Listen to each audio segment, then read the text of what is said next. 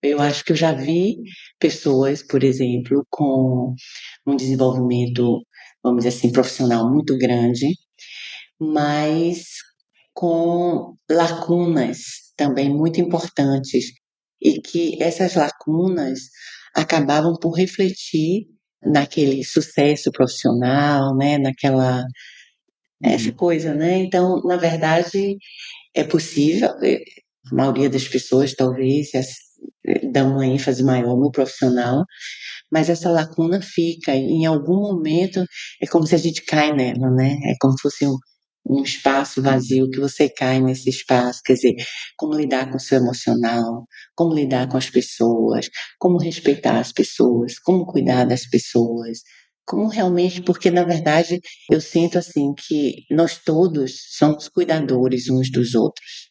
A pensar nos profissionais pouco representados no mercado de trabalho, surge o Color at Work, um espaço seguro de partilha, empoderamento e fortalecimento da experiência das pessoas que compõem a diversidade de talentos e potencial existente no mercado de trabalho. O meu nome é Sofia Medina Andrade e acredito na eficácia da diversidade e inclusão para o alcance de um mundo de trabalho mais digno e justo. Sejam bem-vindos. Olá, comunidade. Bem-vindos a mais um episódio do Color at Work.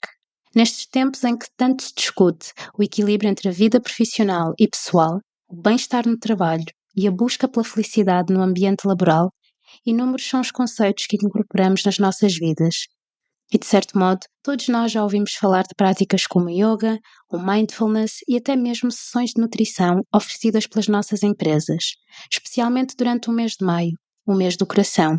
E sim, estou a fazer uma crítica simpática. No entanto, recentemente tive o privilégio de cruzar-me com uma mulher notável e profissional cujo trabalho inspirou mediadores de conflitos, líderes de organizações públicas e privadas, educadores, artistas e cativou a atenção da academia. Estou a falar-vos da Isis Priestad. Nascida em Salvador da Bahia, no Brasil, a Isis acumula mais de 40 anos de experiência profissional e o seu trabalho estende-se desde o Reino Unido, Dinamarca, Alemanha e muitos outros países europeus, incluindo Portugal e diversos estados brasileiros. Mas afinal, o que é que ela faz? Aí é que está a parte verdadeiramente interessante. Hoje tenho o prazer de estar na companhia da Isis e do professor Geraldo Soares, um académico baiano que conta com 39 anos de experiência profissional e que recentemente lançou o livro Deixa Vir o que Vier, sobre o trabalho da Isis. Estamos nas instalações do Instituto Goethe, em Lisboa. Aproveito para agradecer o espaço e vamos explorar o tema do healing e como todos nós podemos beneficiar desta abordagem nas nossas jornadas pessoais e profissionais, independentemente do setor em que trabalhamos ou do cargo que ocupamos. Esta conversa vai ser dividida em duas partes e neste episódio vamos ouvir falar sobre o desenvolvimento pessoal e a sua relação com o trabalho, a importância da diversidade e inclusão, ponto de viragem profissional da jornada do professor Geraldo no mundo da academia e o healing, nas palavras dos nossos convidados, assim como a desconstrução de muitos conceitos. Sem mais demoras, é com enorme prazer que eu digo olá Isis e professor Geraldo, sejam muito bem-vindos. Obrigado, Sofia, por nos receber aqui nessa tarde ensolarada de Lisboa, com temperatura muito agradável. É um prazer compartilhar aqui com você e seus ouvintes um pouquinho da nossa experiência. Boa tarde, Sofia. É um prazer enorme estar aqui com vocês, os ouvintes do podcast, os portugueses com quem eu venho trabalhando há bastante tempo, soube há pouco tempo que são mais ou menos 18 anos. 18 anos, isso mesmo. E o tempo voa, o tempo passa, a gente vai envelhecendo, mas é muito bom poder falar um pouco do trabalho, para onde ele pode ser estendido, como pode ser usado. E é isso, é um prazer estar aqui com vocês. Obrigada aos dois, coração.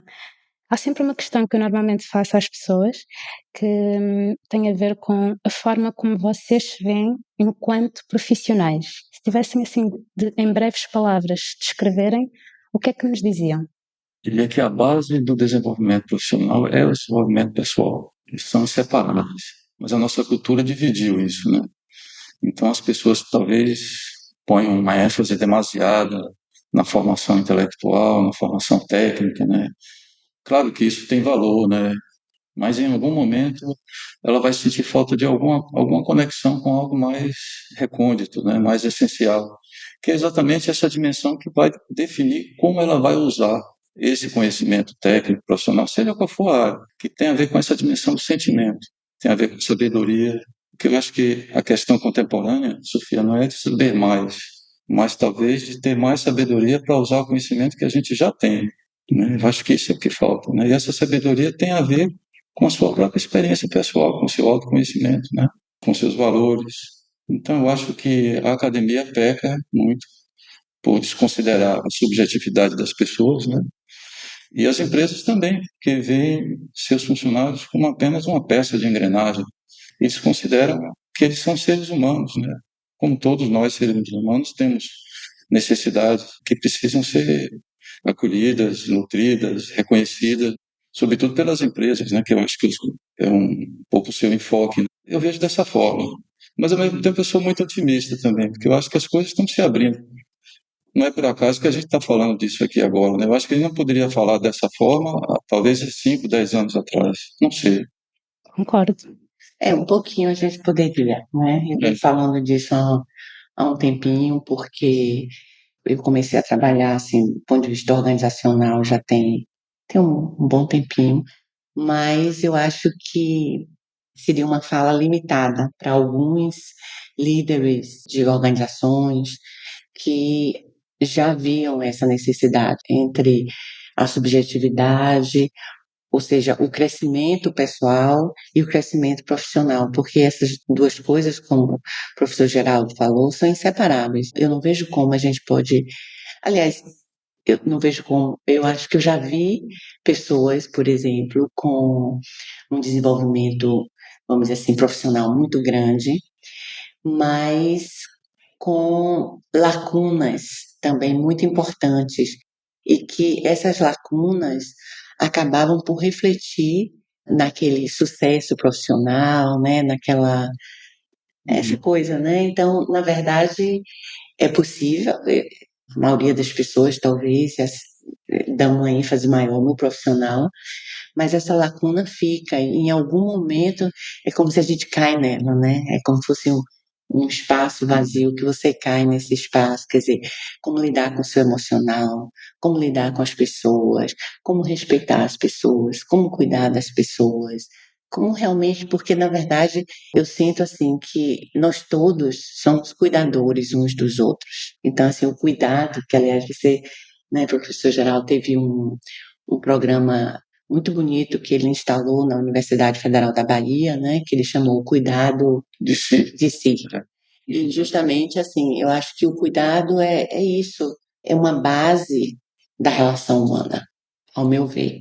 E eu me vejo assim como uma profissional escutadeira, parteira, Cuidadora, cuidadora, inspiradora. obrigada, inspiradora, eu espero, mas assim, fundamentalmente para mim, assim, princípios e qualidades importantes é o respeito, é a escuta, é a preparação, é poder dar o tempo do outro, poder deixar que o outro descubra sobre si mesmo, que é muito importante, né? Quando você lida com pessoas. Então, assim, é uma coisa que eu considero importantíssima. Eu posso, não importa o que eu sei ou deixo de saber, isso só vale para mim. Quando eu estou com alguém, seja esse alguém quem seja, o fundamental, o importante, o que vai trazer uma mudança, o que vai trazer uma possibilidade de transformação, é aquela pessoa se dar conta por ela mesma da vida dela, do processo dela, do que ela precisa olhar, não olhar, enfim, esse tipo de processo. Então, para mim é fundamental isso, a paciência, né? Sim, Paciência. E é isso. Para mim tem uma simplicidade nisso tudo. eu diria simplicidade, sim, mas ao mesmo tempo uma atenção, um cuidado, uma profundidade Com certeza. que, a meu ver, são muito necessárias, porque vocês disseram tudo. Eu assino por baixo de tudo aquilo que disseram, especialmente esta necessidade de dar espaço para que as pessoas também sejam elas e sejam elas nas suas jornadas de desenvolvimento. É bonito ouvir-vos falar assim, não só pela experiência que vocês já têm de trabalho e que, a meu ver, engloba terem convivido com muitas pessoas, todas elas muito diferentes, terem acompanhado o crescimento Em destas vários pessoas. países, né? A Isis Várias tem uma culturas. experiência na Europa, no Brasil, muito, muito variada. Exato, e com públicos também Várias muito. culturas. É. É isso. E a pessoa humana é sempre a pessoa humana, independente da cultura, independente da cor, independente das crenças, das religiões. Tudo isso precisa ser incluído quando a gente lida, né? Essa diversidade, isso é que é rico, isso é que pode trazer aprendizagem, mudanças. Eu acho que a sociedade atual, né, contemporânea, tem dificuldade de apreciar a diversidade. Ainda se vê a diversidade como um problema que tem que ser resolvido. É Na isso. verdade, a diversidade precisa ser apreciada como expressão da pluralidade da vida e não como um problema, né? As pessoas são diferentes e aí temos que enquadrá-las em padrões. Ao contrário, né? É apreciar e se beneficiar dessas trocas entre as pessoas diferentes, de crenças, valores diferentes. Tudo isso é parte da realidade. E esse, eu diria que é o ponto de partida de qualquer processo. Essa atitude, né? Que é basicamente uma atitude de apreciação da pessoa humana que está ali na sua frente, né? Ver que ela é portadora de uma qualidade, que ela tem um propósito, e que talvez ela não tenha em contato, mas ela tem um processo que em algum momento vai se manifestar, né? E eu acho que o nosso papel como cuidadores é exatamente dar esse espaço. Isis usou essa palavra parteira. Eu acho que define muito o trabalho dela, muito, porque ela prepara os seus alunos, os seus clientes, e ela faz esse cuidado, né, para que cada um se descubra, né, se renasça. E é engraçado porque é um renascimento, talvez não como as pessoas pensam, assim, né? Na verdade, como? Terapeuticamente, né? Não é esse renascimento terapêutico que a gente ouve falar, é algo assim energético que tem a ver com você atravessar dimensões, liberar conteúdos, integrar conteúdos e poder se identificar com algo maior do que o seu ego, do que suas emoções, enfim, poder integrar todas essas dimensões que nos constituem, né? E poder atravessá-las sem se identificar exatamente com nenhuma delas, mas talvez centrar num ponto que eu acho que a Isis vai tratar daqui a pouco, que é a individualidade que todos nós temos e que é o que nos distingue como ser humano, Exato. que é a qualidade que cada um trouxe para expressar nesse mundo. E vocês fazem-me querer chegar a um ponto que é: o que é o healing?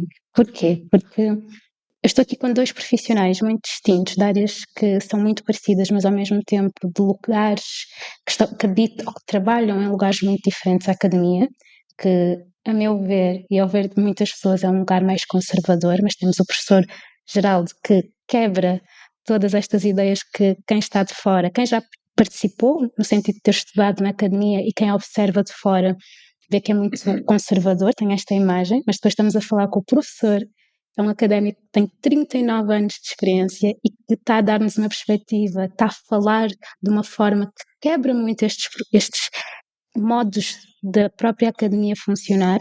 Temos a Isis, que trabalha com profissionais de inúmeras áreas, e que vocês os dois, a Isis faz este trabalho, o professor tem vindo a acompanhar o trabalho do healing, e eu estou muito curiosa por ouvir-vos falarem assim, em breves palavras, tentarem explicar um bocadinho aos nossos ouvintes o que é o healing. O que é que me diriam os dois? Eu só queria fazer um pequeno reparo aí. Claro que eu tenho 39 anos, né, quase 40 de trabalho dentro da academia, né? Mas eu diria, Sofia, para ser bem sincero, que só nos últimos 10 anos, desses 39, foi que a ficha caiu, que fiz o download de absorver essa outra abordagem da vida humana e do meu próprio trabalho e do meu próprio lugar dentro da universidade e do meu papel como professor, né? Isso só foi nos últimos 10 anos. Uau, Ou uau. seja, mas é claro que eu tive alguma dificuldade de levar essa abordagem, que não é uma abordagem científica, e isso vai falar Exato. depois, é uma outra abordagem, né, um outro paradigma. Eu diria até que é a ausência de paradigma, que é um trabalho com energia. Ela vai falar depois sobre isso. Mas eu diria que a academia está se transformando. Claro que ela o ritmo é lento, mas eu acho que hoje a gente vive tempos de muita abertura, né? Então, eu acho que não é nem que ela queira ou não queira, ela precisa. porque as pessoas que estão chegando lá demandam uma nova abordagem, um novo comportamento dos seus professores. Elas não se contentam mais com bombardeio de informação. Isso não é educação, isso não é conhecimento, isso é informação. Conhecimento é outra coisa. Conhecimento tem a ver com sabedoria, com experiência. E é claro que a academia ainda está pautada, a base é o intelecto, ainda como se o intelecto fosse superior ao sentimento, como se o intelecto fosse superior à intuição. E, na verdade, não é nada disso. São formas, são diferentes mecanismos que nos constituem, né, que o ideal seria podermos integrá-los todos, né, e combiná-los todos, né. E esse é um processo que leva tempo, talvez uma geração ainda. Mas o processo está caminhando. Eu sou otimista e a minha experiência nesses últimos 10 anos foi muito boa. Claro que eu sentia que os colegas tinham certo, que é mesmo que Geraldo faz na sala de aula, mas isso não era, ao mesmo tempo, isso foi me incomodando menos, porque a resposta que eu recebia dos meus alunos era tão positiva que não só o trabalho cresceu, como eu me fortaleci dentro disso, até para sustentar a minha posição de ser uma pessoa diferente dentro da academia. Mas sabe, ou seja, quem me apresentou o trabalho tanto do professor Geraldo como da Isis foi a Mari. Ela foi convidada deste podcast e ela foi minha colega na UFBA. E a primeira coisa que eu perguntei foi: quando nós estudámos lá, como é que nós nunca ouvimos falar do professor Geraldo? E eu, pelo menos, eu saí da UFBA já há 11 anos atrás. Então faz sentido o que está a dizer, porque a minha primeira questão foi: como é que nós nunca ouvimos falar dele? Como é que nós nunca ouvimos falar deste tipo de abordagens? E faz muito sentido. E acredito que sim, que os alunos têm a oportunidade de o ter e de conhecer o seu trabalho, só têm a agradecer, claro, porque é uma abordagem diferente, mas das quais nós, alunos, sempre sentimos falta. Então, eu queria acrescentar também que o professor Geraldo levou esse trabalho para a academia até a tese de doutorado dele foi sobre o healing, e também não só na UFBA, né, que é onde ele atuou bastante, continua atuando de certa forma, né, com cinema, etc. Também esse trabalho foi levado para a área de arte, para a escola de teatro da UFBA, onde tem alguns alunos que participaram de vários grupos, tem uma pessoa, inclusive, agora fazendo um pós-doc ligado, enfim, é interessante isso de ver, né, que existem aberturas na própria Escola Baiana de Medicina e Saúde Pública, na Bahia. Tem uma aluna que é médica infectologista, muito dedicada, de 30 e lá vai anos, e ela foi, aos pouquinhos, começou assim, ela me convidou para a gente levar a meditação para a faculdade. E aí eu disse, ok, vamos começar. Aí a gente começou fazendo um grupo pequeno para não só servidores, mas também professores, alunos. Fiz um trato com ela assim, que eu faria o começo junto com ela, mas ela precisaria assumir porque eu viajava bastante, viajo ainda bastante, então ela precisaria assumir. E ela foi assumindo ao ponto de agora eles terem no curso de medicina, eu não sei se é no segundo semestre, esses detalhes eu não posso afirmar 100%, mas eles têm, durante um período, uma aula onde eles estão aprendendo sobre meditação, né? Alguns exercícios, enfim, cuidando, que é tão importante, né, para estudantes de medicina, e lá também tem odontologia, mas, assim, cuidando desses cuidadores que vão lidar, né, na vida com situações muito importantes da vida humana, do nascimento à morte e muitas outras coisas. Então é muito bonito de ver que está havendo, como o professor Geraldo falou, está havendo uma abertura, é devagar, é lento, mas eu acho que os processos, apesar da aceleração, a gente vive muitos paradoxos. A vida é um paradoxo, de certa forma, se a gente for parar para olhar, pelo menos por um ângulo que eu estou pensando aqui agora. Então, apesar de toda essa aceleração, que é uma aceleração enorme, as coisas acontecem assim, e é muito trabalho, e é muita informação, e é muito tudo. Então, você mencionou, por exemplo, que E conhecimento não é informação. E hoje em dia, então, que você pega o Google, você tem tudo. Você quer saber de uma doença, você vai no Google. Tem muita gente que nem no médico vai, ou vai, mas depois. Enfim, essa coisa da informação, informação, informação.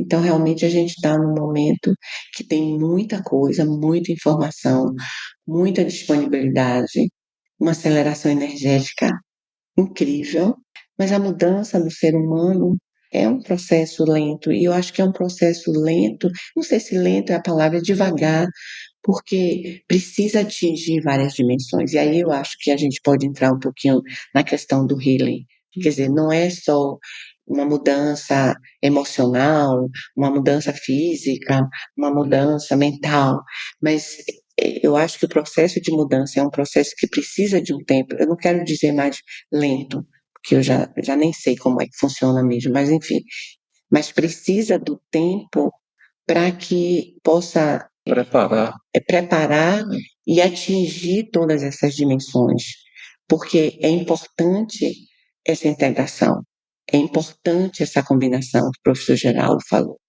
E assim, de 2 anos para cá, eu não gosto de dizer que eu desenvolvi um conceito, porque devem ter outras pessoas pensando sobre isso ao mesmo tempo. Eu não gosto de me apossar de nada, assim. Mas comecei a falar de coerência energética, né?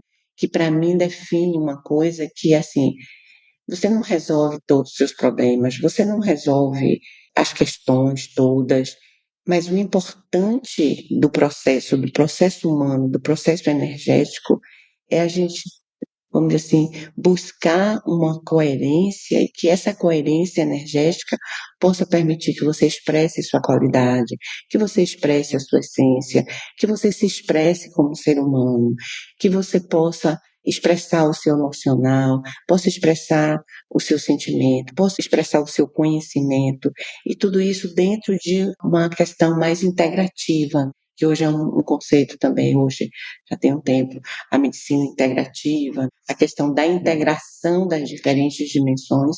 Eu acho que aí entra o healing, ou pelo menos foi como devem ter outras abordagens, mas foi onde eu conheci assim muito profundamente através do meu professor, né, que criou essa metodologia. Bob Moore já faleceu em 2008, mas com que eu tive a alegria, o prazer, a dor, a honra de conviver durante 30 anos, muito de perto. E foi aí que eu fui exposta a essa possibilidade de diferentes dimensões, de integrar essas diferentes dimensões, e que isso é o mais importante. O importante não é você resolver todas as suas questões, a gente não resolve, a gente vai ter sempre questões.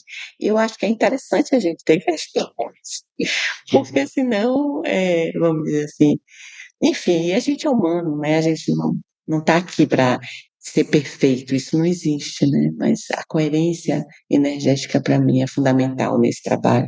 Então é uma coisa que eu tenho falado bastante nos 2 últimos anos, mais do que integração, mais do que inclusão, porque eu acho que o conceito envolve tudo isso, que é a coerência energética. Olá, comunidade! O que estão a achar deste episódio? Se pudessem nos dar a vossa opinião, o que diriam? Vocês sabiam que o Color at Work está presente em todas as plataformas de podcast? Está também no Instagram e, mais recentemente, foi-nos lançado o desafio de estarmos no TikTok. Então podem ouvir-nos nas vossas plataformas preferidas de podcast e podem encontrar-nos no TikTok e no Instagram através do Color at Work Podcast. Eu mal posso esperar por ouvir os vossos comentários, por receber o vosso feedback e por assim criar um espaço que seja nosso. Espero por vocês lá.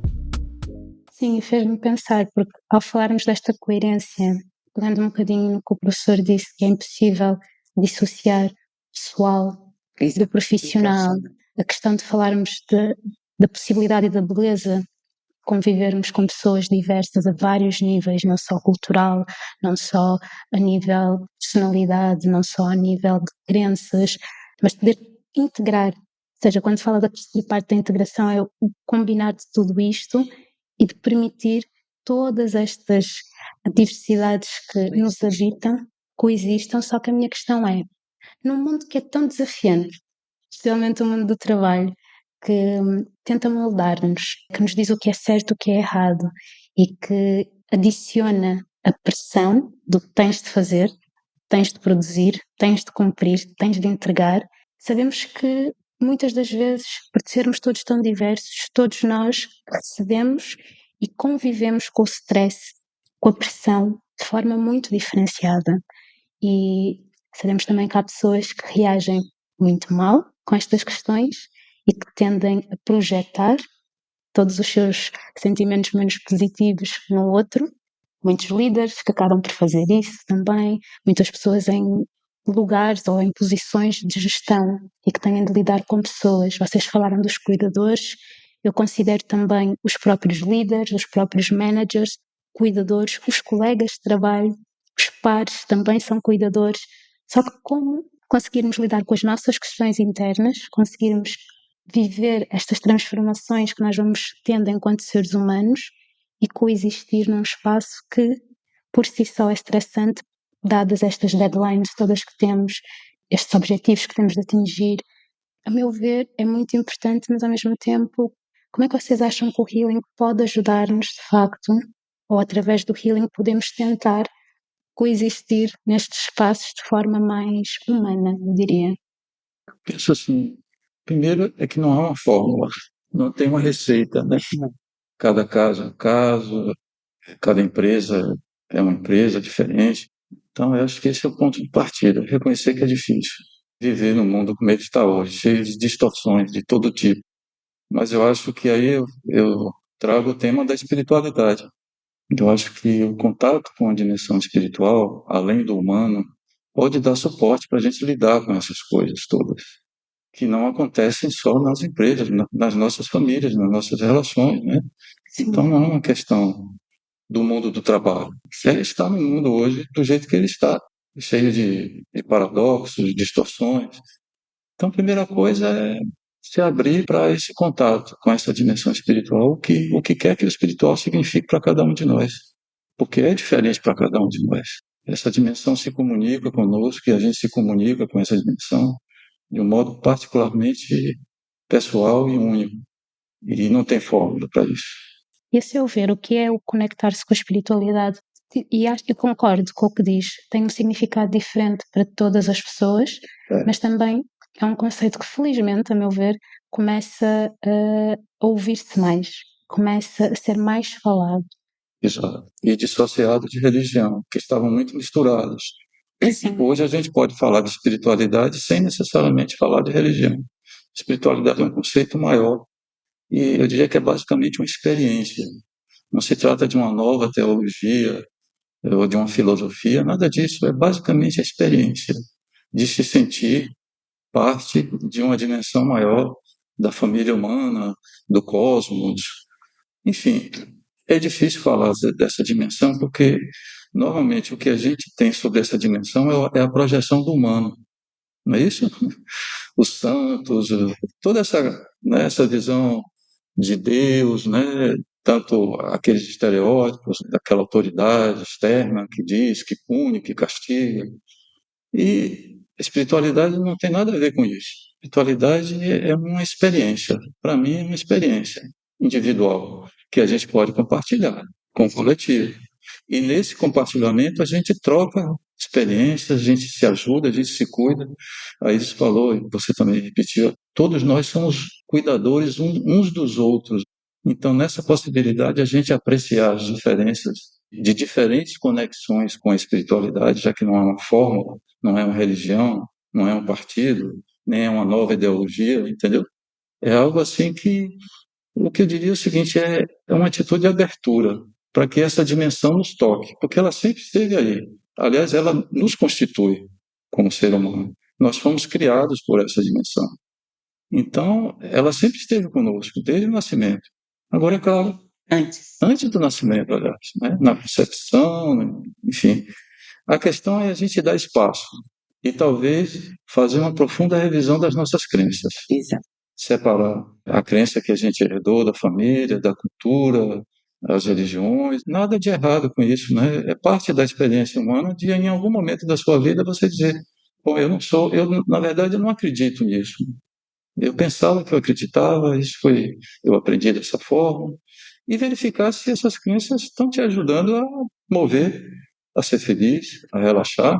E isso claro que isso pode levar a um confronto muito grande para cada um de nós, em algum momento da vida, esse encontro consigo mesmo, né?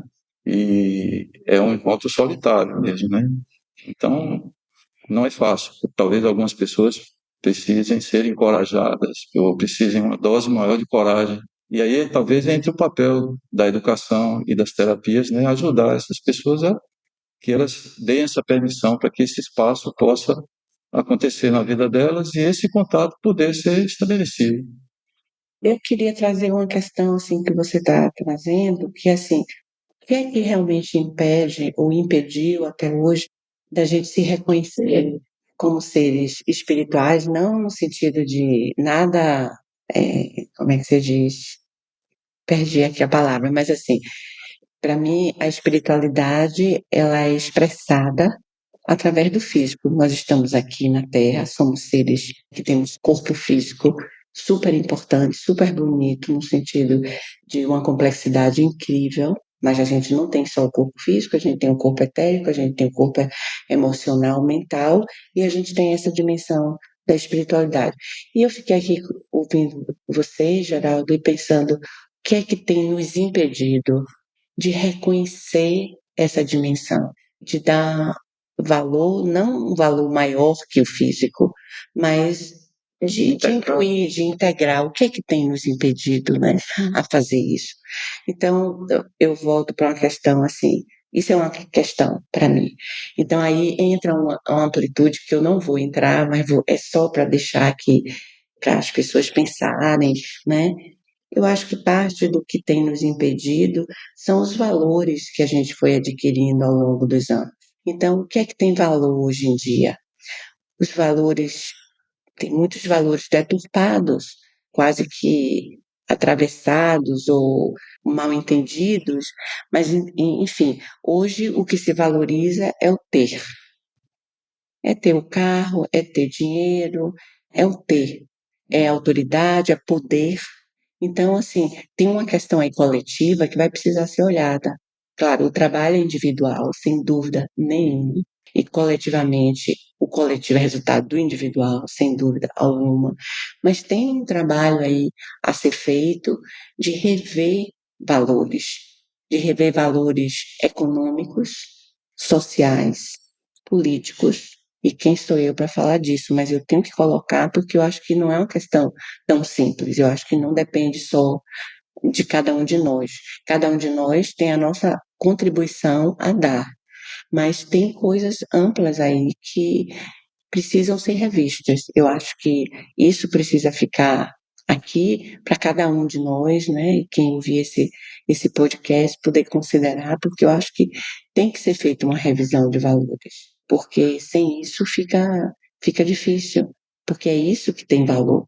Então daí vem o estresse. Então, assim, não é valorizado você fazer o melhor que você pode com o que você tem. O que é valorizado é você apresentar X, Y, Z. Performance, né? Então, começa a criar uma série de mecanismos que dificultam o ser humano de se expressar. Então, os valores são impostos, quer dizer, os valores não vêm de dentro para fora, naturalmente. E quando eu falo isso, eu não estou desvalorizando o bem-estar, o ter um conforto, o ter o dinheiro, mas como é que tudo isso se ajusta a uma comunidade muito mais ampla, que é o mundo, como é que se distribui isso, etc, etc. Não vamos entrar nisso aqui, que eu não sou nenhum expert nisso. Mas o fato é que isso começa a gerar um tremendo estresse para as pessoas, porque independente do que elas sentem, acreditam, pensam, elas precisam fazer o que é, vamos dizer assim, demandado. E isso gera um estresse, e o estresse não só adoece como mata. Meu professor dizia isso. Estresse é assim, ele falava de uma doença do mundo e realmente o que a gente vê de burnout é impressionante, de doenças mentais, de doenças hormonais, de doenças ligadas com expressão, muita gente tendo problemas de câncer de garganta e vários outros cânceres, que de novo eu não sou nenhum expert nessa área, mas a gente vai observando cada vez mais como que o estresse, como as imposições de fora para dentro geram problemas internos nos corpos, nos nossos corpos. E como lidar com tudo isso? Então, é uma questão complexa, realmente.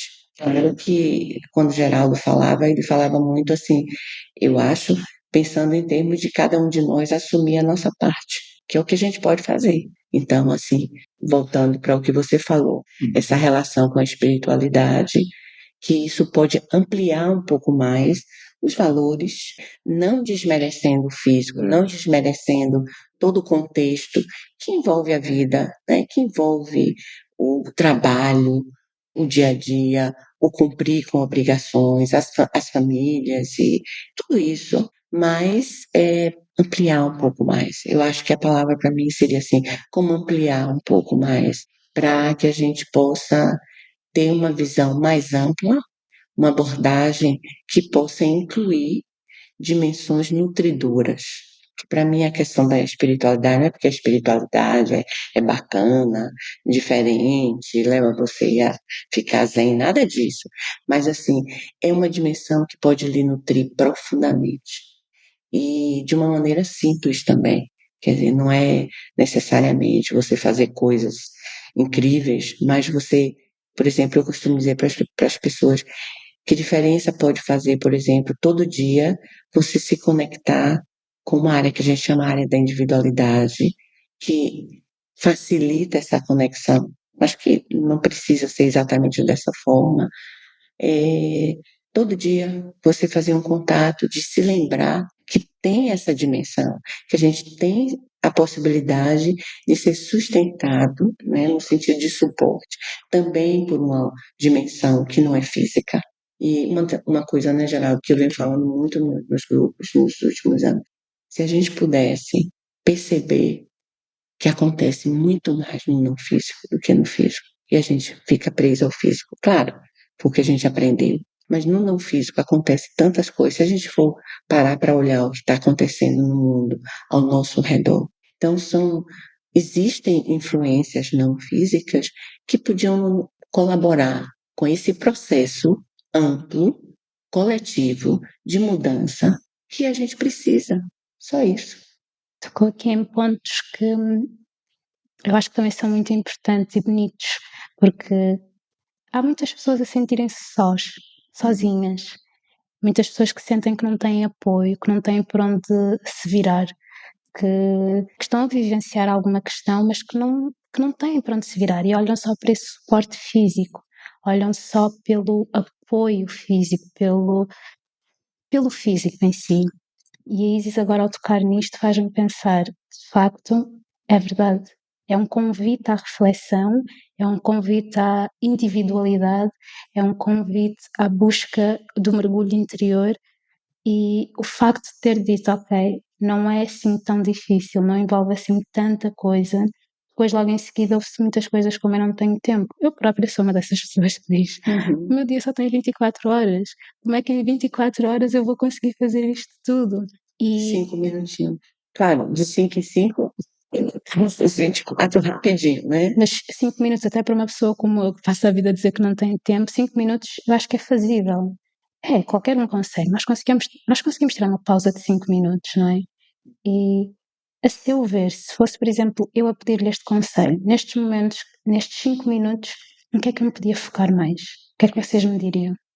Eu vou só seguir aqui para não perder a linha. Por exemplo, eu lhe sugeriria, quando acordar e antes de dormir, querendo ou não, são momentos que a gente presta um pouco de atenção, né? Quando dá também, quer dizer, nem isso não dá. Então, quando você acorda, em vez de levantar imediatamente, senta na cama, na própria cama, relaxa um pouquinho, lembra dessa dimensão e pede que essa dimensão possa lhe nutrir um pouquinho. Aí você vai usar suas palavras, né? Como eu digo, aí não tem fórmula. Às vezes eu digo às pessoas, crie uma oração. Oração no sentido de algo que você está trocando com essa dimensão. É nesse sentido. Então, crie sua oração, que seja. Lembrar disso quando acorda, lembrar disso antes de dormir. E aí o interessante é o seguinte: isso vai começar a criar um efeito dentro de você e no seu dia a dia com o tempo. Não é nada mágico. E aí, à medida que você sente que isso faz uma diferença na sua vida, aí você começa a querer fazer um pouquinho mais, entende? Então, no final de semana, que a gente normalmente tem mais tempo, então você faz 10 minutinhos, entende? São pequenas coisas assim. Eu, por exemplo, com o meu trabalho, nos últimos, sei lá quantos anos, mas eu comecei a focar muito assim, como simplificar. A vida tá tão, como simplificar os exercícios, como simplificar os contatos, né, de forma que a gente possa usar. Isso é que é importante. Então, eu sugiro sempre coisas assim nesse nível, sabe?